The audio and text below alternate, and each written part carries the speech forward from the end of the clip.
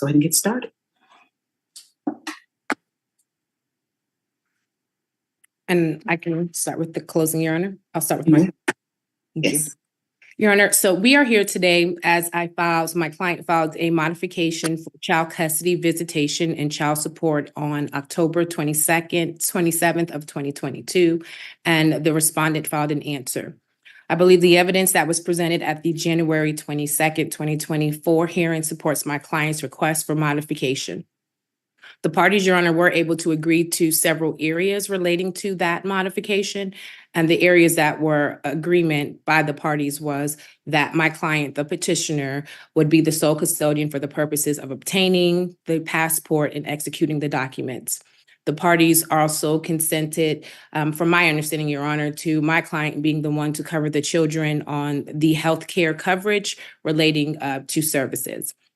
The parties were also able in May of 2023 to have. You're moving a little bit faster. Okay. All right. I apologize, but you're gonna have to start over. What were the what did the parties consent to? Yes, Your Honor. So the parties have consented to my client being the one to be the sole custodians relating to passport execution, so applications and renewals. The parties, my understanding, also have a consent with my client being the one to cover the minor children for healthcare coverage. So she would be covering them on her healthcare insurance. The other agreement that the parties have was based on, in May of 2023, there was a consent parenting plan order, which was my petitioner's 3, Your Honor, that the parties consented to in regards to visitation, parenting time, and those matters. And so those are the areas that it's my understanding there is an agreement on, Your Honor. Okay. The areas that I believe that there's a disagreement, and I believe the evidence provided in support of my client's request is the follows, Your Honor. I believe the evidence from January 22nd of 2024 shows, Your Honor, that Mr. Gibson does not know his children, does not have any intentions of knowing his children, and has not exercised any meaningful or substantial visitation with his children since the original order in 2019. I believe the evidence that was presented and based on his testimony shows that in the last 5 years since the first original parenting plan order, that Mr. Gibson has only exercised 8 visitations, and those 8 visitations took place within my client's home, Your Honor. I believe that the evidence that was presented, Your Honor, also shows that Mr. Gibson stated to the court very bluntly that he was not going to be exercising any visits for the imminent future based on what he was alleging, I believe at that time, to be some threats or concerns that he had relating to my client. However, no evidence, no pleadings, no testimony, no tangible evidence, nothing was provided to support his assertion that his reasons for not visiting the children were valid in regards to any accusations. I believe Your Honor even asked him specifically, if you had these concerns since 2019, what did you do in order to remedy those? And Mr. Gibson's response was, I quote, "No one asked me about those things." And so again, since 2019, I believe the evidence also shows that Mr. Gibson was never going to be exercising any of his parenting plans. If you recall, Your Honor, the parties executed the document on June 6th, I believe, of 2019. And by June 30th, 26 days later, Mr. Gibson had moved out of state to Missouri, although the parents had an in-state parenting plan. I believe the evidence shows that based on the consent of the parties, that Mr. Gibson was supposed to be exercising quarterly visits. So going from bi-weekly visitations to 4 visits per year, and that Mr. Gibson, since the execution or agreement of the 2023 change, has not opted into any of those visitation plans, and in fact has provided my client with notification that he was not going to be opting into the first 2 quarters of that plan. And so I believe what's truly disheartening about all this is that if we're to believe that Mr. Gibson is in fact unemployed, there would be no reason that would have been prohibiting his ability to have meaningful visitation with these children or exercising some of the parenting plan, especially since he wants the court to believe that he's an independent contractor, Your Honor. And so I do believe that the evidence would support that Mr. Gibson has failed to exercise any meaningful, substantial parenting time relating to this matter. I believe, Your Honor, the evidence also showed that Mr. Gibson's income should be imputed. I believe that Mr. Gibson has what my client is requesting is a high income deviation. I believe that he's alleging to only make, or testimony in his DRFA stated that he only makes $631 on a monthly basis, Your Honor, which I don't believe is true. Your Honor, in Hendry versus Hendry 734 SE 2D 46, Georgia 2012, the court held, for the purposes of child support, gross income includes all income.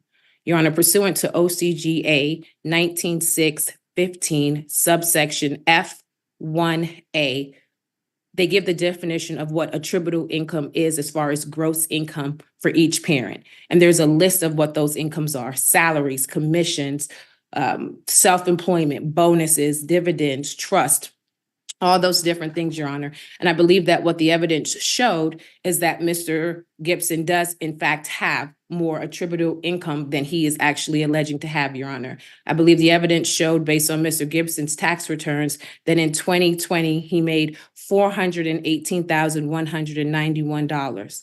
In 2021, he made $945,455. In 2022, he made $1.2,572,000, Your Honor. And if we are alleged to believe what he's made roughly over $300,000 from what he's mentioning for 2023, which if you included again, all of his attributable income, Your Honor, still comes closer to over $1 million. I believe that, again, based on that, and again, based on OCGA 19615 subsection F4A, that the court can consider imputing Mr. Gibson's income and should consider imputing Mr. Gibson's income. I think some of the factors that the court has to consider when looking at that specific imputation of his income is, again, also specific factors. So in this particular case, does Mr. Gibson has assets? He does, over $1 million. Is Mr. Gibson his residence? Mr. Gibson is living in an apartment that's over $3,300. Employment and earning history. Mr. Gibson testified that he has over 20 years of experience at his employment, and I believe testified that at no point was he out of employment outside of coincidentally this proceedings, Your Honor, for more than 6 months.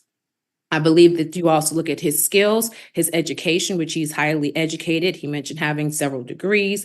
And then you also look at his lifestyle, Your Honor. And those are just the factors as far as imputing his income. I do believe that OCGA 19615 subsection 4 F4D, Your Honor, is that Mr. Gibson is intentionally and willfully underemployed at this time. And I do believe that that is voluntary, Your Honor. Mr. Gibson did not provide any evidence in regards to outside of, I believe he mentioned some LinkedIn requests that he made. But again, when asked if he was aware that those things on his LinkedIn had mentioned that he was still employed with his previous employer, he was unaware of that. Mr. Gibson didn't provide any documentation outside of, I believe, some snapshots of his attempts to seek employment. However, Your Honor, what I do believe that when you also are looking based on that statute for willful underemployment is, again, several different factors in regards to that. Specifically, it looks at whether or not Mr. Gibson is a caretaker, whether he has other children, what type of lifestyle that Mr. Gibson has. Mr. Gibson testified that he's caretaker of no one but himself. Mr. Gibson has provided information about his lifestyle, specifically his DRFA. Mr. Gibson has not one, but 2 cars. He has a Jeep that he paid $38,000 in cash for, a Audi that he spends $107,000 in cash for, and why he wants the court to believe that he only makes $631,000, Your Honor. All of his DRFAs that he provided since the commencement of this case is no less than $13,000 in monthly expenses. And so respectfully, Your Honor, the math is not mathing if he's only making $631, how he has $13,000 in expenses. He spends and has the ability to have vacations. He has the ability to provide gifts. Incidentally, none of those gifts for his children, Your Honor. He has the ability to provide maintenance for himself, Your Honor. And so this is not a man, respectfully, that does not have the means or the capability of taking care of his children. Your Honor, I also believe that based on the evidence that was presented at that last court hearing relating to this matter, Your Honor, is that specifically pursuant to OCGA 19615, lowercase I, 2A, it says what the court can consider when determining high income deviation. And that is a combined income of the parties, Your Honor, of $30,000. In this particular case, Your Honor, my client has a base salary of $16,733. And we believe that Mr. Gibson has a base salary of close to $85,000, Your Honor, when you consider all of his income combined. So they both combined exceeds that, Your Honor, and have a combined gross income of $101,889.36, with Mr. Gibson having double of that, Your Honor, relating to what we believe is his attributable income. And so because of that, Your Honor, we do believe that the high income deviation can be applied relating to that. Based on that and the worksheet that I provided, I believe that Mr. Gibson's new child support number should be $4,794, Your Honor. And that is what my client. 4,000, what was the number? $794, Your Honor. Okay. And Your Honor, that is also supported by Fladner v. Fladner 765 SE 23354 GA 2004. I'm sorry, what was that again? 765 S.E.2D 354 Georgia 2014. Okay. And also OCGA 19615 subsection O, Your Honor. I believe that based on the evidence, Your Honor, what was also presented was the special education needs for the children, and that was pursuant to OCGA 19615 subsection I, 2J, lowercase I, and Your Honor, that was under extraordinary educational expenses. I believe that there was testimony provided by Ms. Joanne Flackenstein, who is the one of the minor children's occupational therapists, and she provided a plethora of information on why it was important based on the findings of not only previous assessments and evaluations, but also her personal knowledge, observations, and communications with the other child's occupational therapist, that why a specialized school is required and necessary in order for these children to thrive. She also specifically stated that she believed that if there was not these accommodations taken into place, that there could be a regression relating to the children as far as their educational component. There was also testimony from Mr. Gibson, specifically in him stating that he was aware that this is not an isolated incident. This is not something that my client is intentionally getting different evaluations or assessments about, but that specifically he was physically provided with all of the evaluations, all of the recommendations, and has had the opportunity to follow up with anyone that he needed to, and also agreed to pay for the school that they are currently in based on their needs. I believe when we were here the last time, Your Honor, he stated that although he was not contesting that they had special needs when Your Honor inquired into that, he just wanted to be able to figure out if there was more public school options. When again, further probed on what public school options he was inquiring to, Mr. Gibson said he needed to find out schools about DeKalb, and not respectfully even aware that that's not even a county where the children lived in, or at least not the pronunciation of the county that the children lived in. And so Mr. Gibson has done no due diligence on trying to figure out any educational components relating to these children. And my client, who has spent hours and years and has a historical aspect of making sure that she meets the needs of her children, Your Honor, has continuously provided Mr. Gibson with this information. And Mr. Gibson is aware that his children has extraordinary educational needs that were also provided in tangible evidence and through testimony, Your Honor, of not only Ms. Flankenstein, my client, but also confirmation from Mr. Gibson of his knowledge of their needs.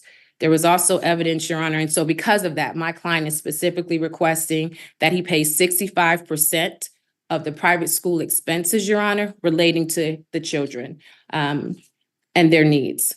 Again, pursuant to OCGA 19615KI, Your Honor, and OCGA 19615, my client is asking for childcare expenses. Again, I believe there was plethora of testimony relating to this matter on how Mr. Gibson is not intending to exercise his parental parenting time relating to this matter, and that he has no intentions of doing so. And so my client is requesting not only that he pays for 65% of her and the work-related, but also regular childcare expenses, Your Honor, and not to exceed $1,600 per month for the children. My client is also, Your Honor, requesting that Mr. Gibson pay 65%. Let me back. So the additional childcare expenses of $1,600 a month, is that something you're saying that's in the child support worksheet that ends up with the $4,700, or is this outside of the worksheet? This is outside of the worksheet, Your Honor. Okay. All and right. It's based on my client's need for additional childcare expenses, Your Honor, and care for her work, but also on weekends and different things like that for the holidays and summers. My client is also requesting, Your Honor, a 65-35 split of uncovered medical, dental, and other expenses, with Mr. Gibson paying 65% of that, and my client, of course, having the 35%, Your Honor, relating to that matter. And the last thing that my client is requesting is attorney's fees, Your Honor, and that is pursuant to OCGA 19615K, subsection K, and OCGA 19-9-3, subsection G. Your Honor, it's very specific in those statutes that it says that if the upward modification of child support is due to the failure of a party to be available and willing to exercise a court-ordered visitation and parenting time, that attorney's fees can be ordered, Your Honor. It also states that, again, based on OCGA 1993, subsection G, that the court has a discretion to award attorney's fees. Your Honor, I have been in this area of law for more than 10 years. I am competent. I'm over the age of 18. I've been a member in good standing in the state bar since 2013. I've been in the area of family law as in practice since for the last 10 years. However, I've been in the area of family law since 2009. I'm the owner and managing partner of my law firm, Your Honor. I provided the affidavit of attorney's fees and my invoice to the parties and the courts in September and again in January of 2024, Your Honor. And so I am requesting at this time that my client be awarded an attorney's fees, Your Honor, in the amount of $34,664.38, which is the amount of. For one more time. Yes, Your Honor, $34,664.38. And that is for attorney's fees up until January 22nd, Your Honor. And so there may be an additional roughly around $2,500 after today's court hearing. And so we are also requesting that Mr. Gibson's request for a downward deviation be denied at this time, Your Honor. I believe that all the evidence that was presented on January 22nd of 2024 supports this assertion and these claims that are being made today, Your Honor. Thank you.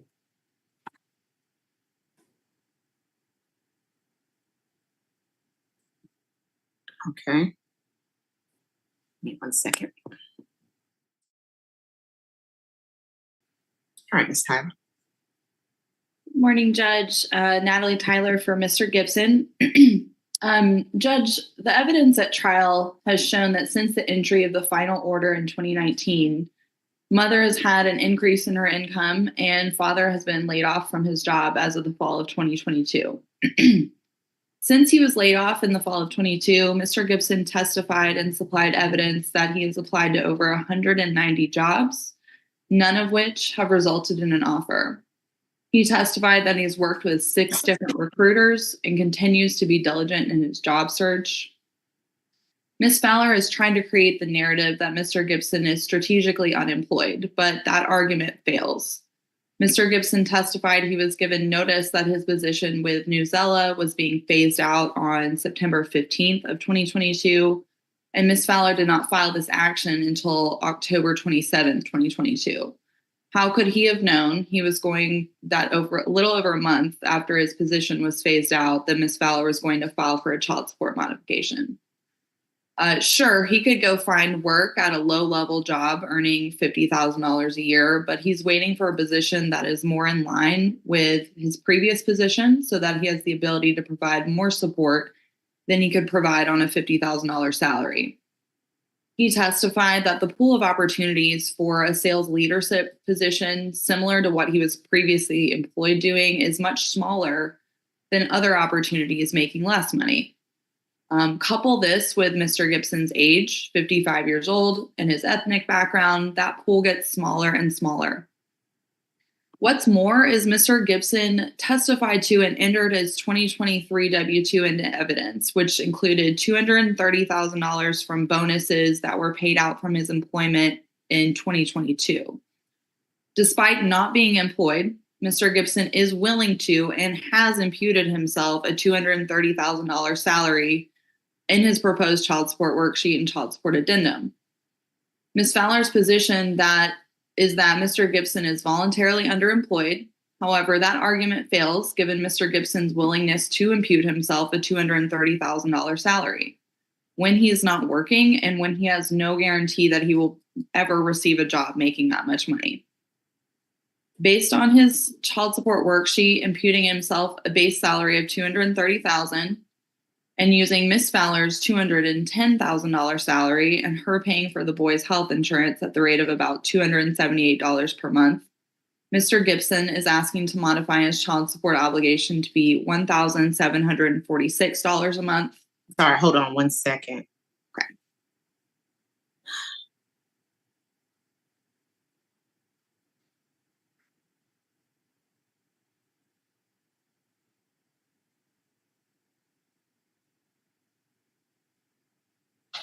All right, I'm sorry. Go ahead. That's okay. Mr. Gibson is asking Your Honor to order that he pay his pro rata share of 50% of the children's out-of-pocket medical expenses. What was the attorney the amount for child support? $1,746.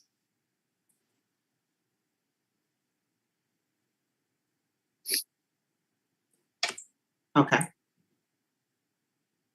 And as to out-of-pocket medical expenses, he's asking for a 50-50 split on that. 46, just wondering, does that consider the high income deviation?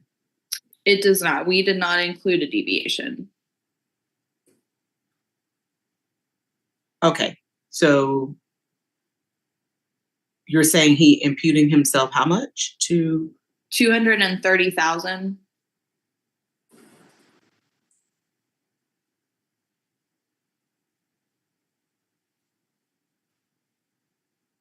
Okay, because that's $1,916 a month, right? And I think that's 16. I'm sorry, I'm not following what you're asking. Never mind. You can proceed. Okay, you can proceed. Okay. And I do have a copy of our worksheet that I'm planning to provide to the court as well, so you can review it. Yes. As to work-related childcare, Mr. Gibson is asking that Your Honor remove work-related childcare from the worksheet as that amount fluctuates and will continue to fluctuate. It should be noted by the court that Ms. Fowler's financial affidavit expenses were grossly inflated in some instances. Ms. Fowler testified that while she listed the amount of $2,046 a month on her financial affidavit that she filed with the court on January 18th, 2024, she was actually no longer employing an au pair and did not incur that expense. Mr. Gibson realizes that the work-related childcare can fluctuate, though, and is therefore asking that he pay 50% of any work-related childcare that Ms. Fowler incurs. He's asking for a cap of $1,023 a month, which is 50% of what she listed the cost of the au pair that she was previously incurring. Say that one more time.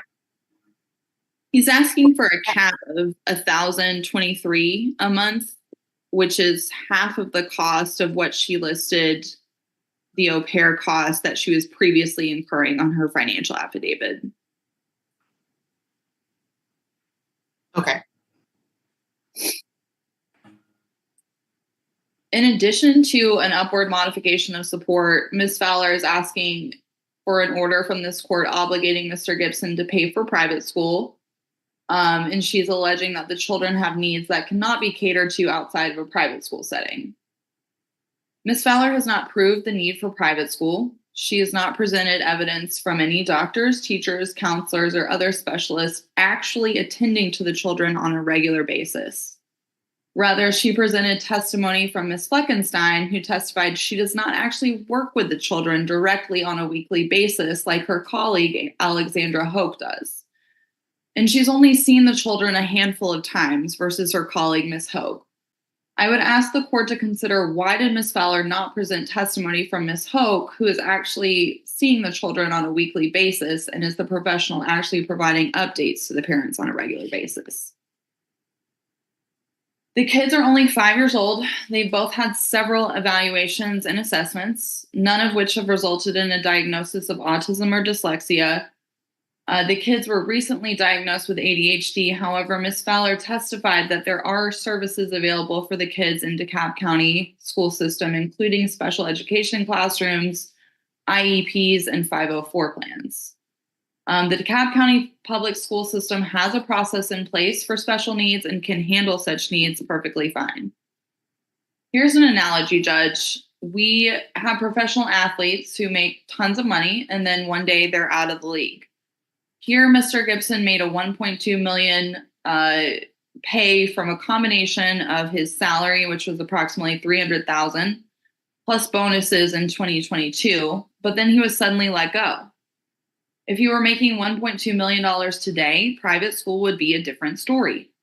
But he's simply not and does not expect to reach that level of income ever again. In this scenario, not everyone gets to go to private school. If Ms. Fowler wants to continue to have the kids in private school, that's certainly her prerogative, but Mr. Gibson simply does not have the ability to pay for it. And we would ask that the agreement that the parties made in 2019 in their child support addendum, specifically that mom cannot obligate dad to pay for private school, remains in full force and effect. In the event the court does find that Mr. Gibson is obligated to pay for private school expenses, we would ask that he be ordered to pay no more than 50% of the cost, with a cap of $1,916 per month, which is half of the lowest cost private school Ms. Fowler presented as an option for the minor children. He simply cannot afford to pay more than this. He testified that he has in the past voluntarily paid more than what the court has obligated him to pay, including $6,000 towards artificial turf in Ms. Fowler's backyard and $1,800 to fix her furnace in 2022. He further testified that he will continue to make voluntary contributions above and beyond what he's ordered, should he have the ability to do so. Again, I do have a proposed child support worksheet and child support addendum for your honor's consideration, which I can email to Ms. Marshall. What Ms. Fowler is asking for today, Judge, is $4,794 a month in child support, with her worksheet giving Mr. Gibson an $85,156 gross monthly income. This equates to $1,021,867 a year, and including an income for herself of $200,000 a year, when she testified she actually earns $210,000 a year, and her pay stubs evidence the same. She included a $2,000 upward deviation, which is inappropriate and not warranted. Further, Judge, per her child support addendum, she's asking for Mr. Gibson to pay for 65% of work-related childcare, with a cap listed at $2,500. Plus, she's asking for Mr. Gibson to pay 65% of private school with no cap, and based on the highest cost private school she presented, His portion would be at the high end $4,225 a month. So in total, Judge, Ms. Fowler is asking for an all-in support amount of $11,519 per month, or $138,000 a year. In order to generate enough income to support this obligation, Judge, Mr. Gibson would have to gross at least $200,000. And if he does obtain a job making $200,000 a year, that would leave absolutely no budget for any of his own personal expenses. What Ms. Fowler is asking for is unreasonable.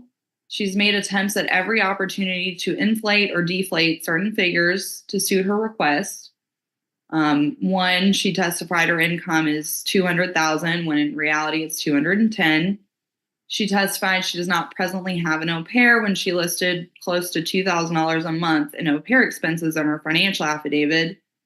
And most concerningly, on her demonstrative exhibit P9, she lists out the expenses she and Mr. Gibson both incurred for the kids in 2023. But she failed to include Mr. Gibson's payment of $1,584 a month in child support, or close to $20,000 over the course of the year, again, in an attempt to grossly manipulate the actual support that Mr. Gibson has paid to her. Lastly, Judge, as to attorney's fees, Ms. Fowler is asking for over $36,000 in fees pursuant to OCGA 19615 and 1993.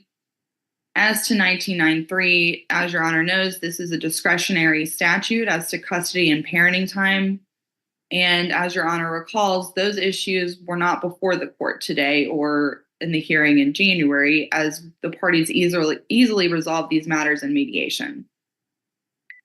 Finally, Judge, as to 19615, the court may award fees as justice may require to the prevailing party.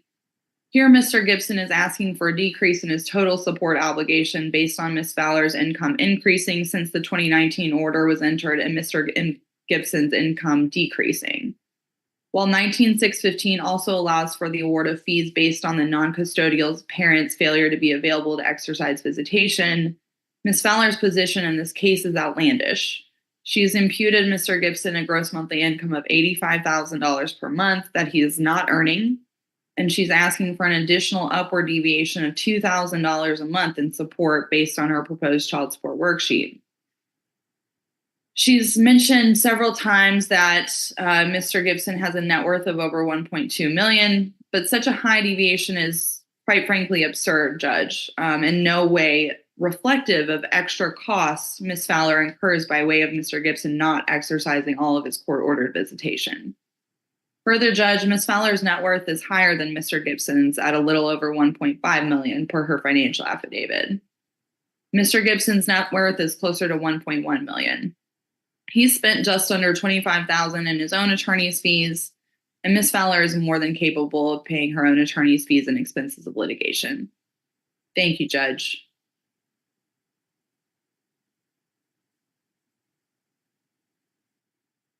All right, thank you. One moment.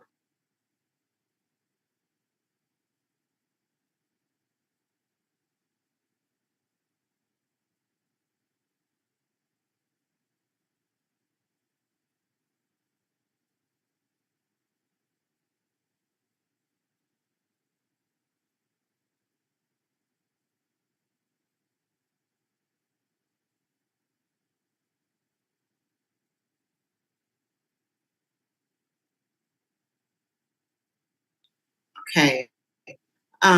So just kind of going back through some of the notes before making a decision in the case, I just find myself not just on this occasion, but other occasions being stuck on the amount of involvement that Mr. Gibson has with the children. It's kind of flabbergasting to say the least. I have down here that I have, I think, 6 visits total in over 5 years. Mr. Gibson has a considerable income during those periods of time where he could have flown in, visit the boys, flown them there, just a variety of ways to interact with his children, and he has chosen not to. And there isn't any reason for it but lack of interest. That's what it appears to the court. Just lack of interest. The idea that he's somehow afraid of Miss Fowler but never mentioning it, recognizing that not doing so would prevent him from seeing his sons so that something could be crafted, and he is waiting for someone else to save his relationship, for which he doesn't let anyone know that he has an issue. I don't know what to say about that. I don't know what to say. And then you have your children with some special needs, and you have professionals indicating what those special needs are. There is nothing that's being presented to the contrary, and you're fighting over it. These are your children's educational needs. And it amazes me that someone in this financial position would want to even take a chance. I'm baffled. So what I know for certain is that the children will go to a private school. I know for certain. What I know for certain is that because Mr. Gibson will not visit these children, has not even indicated an inclination really to do so. I don't believe he will. I will also give childcare outside of the deviation.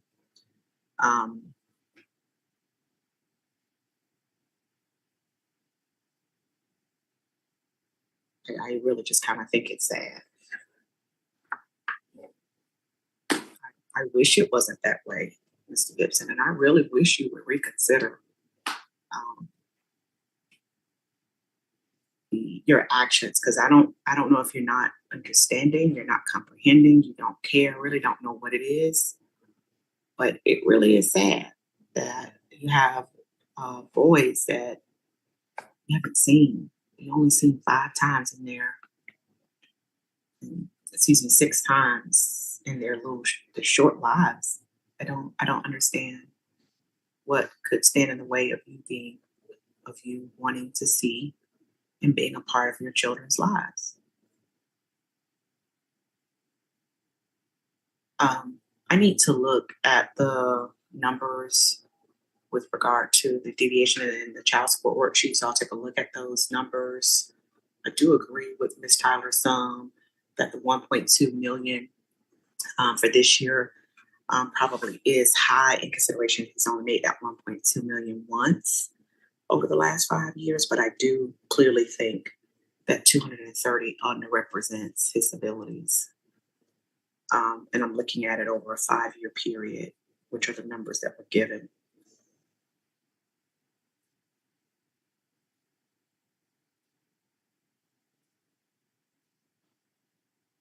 I want these children to have an ability to thrive, and their parents are in a financial position to make sure that happens, because that would be in their best interest.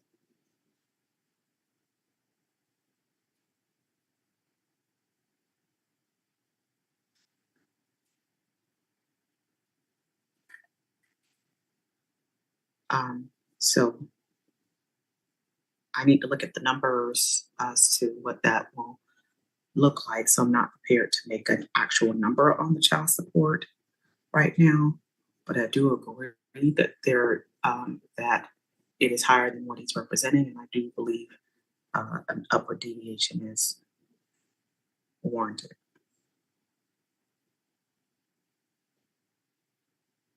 I have another notation in my notes that also bothers me. And I don't remember there being anything contrary to this, where I think there was testimony that these children don't even receive gifts. Like, they don't get gifts.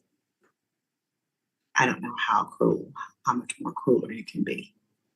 to make $1.2 million 1 year and not send a gift to your kids. It's disheartening. And quite frankly, Mr. Gibson, you should be ashamed. Whether you are or not, I don't know.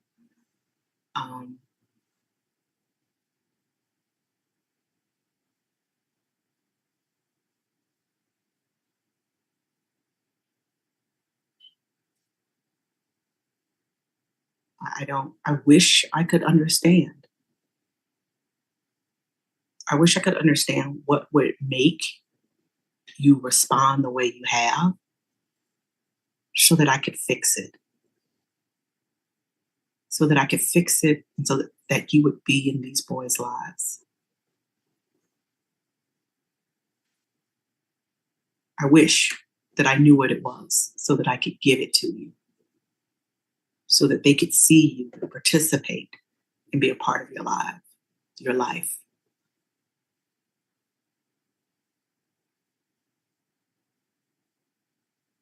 I don't think anyone could make me so angry that my children would not be a priority.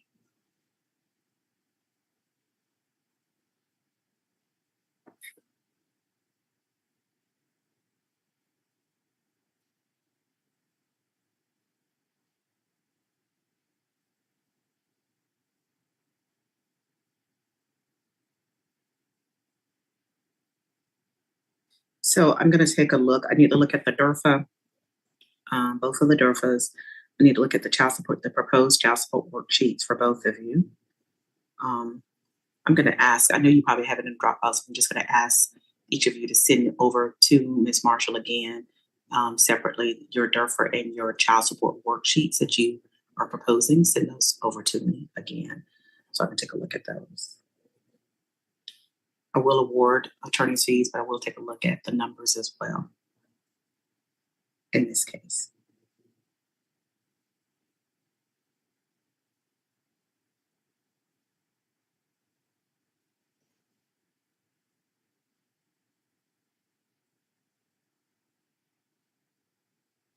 And also, Ms. Hinkerson, if you would send me that exhibit with there were various schools on there and the cost for those schools, if you'll send that to me as well. Yeah, sure. Thank you very much. I'll make the decision shortly. Likely what I'll do is I'll summarize my findings and I'll ask you, Ms. Hinskin, to prepare to put it in order format. Thank you so much. Y'all are free to leave.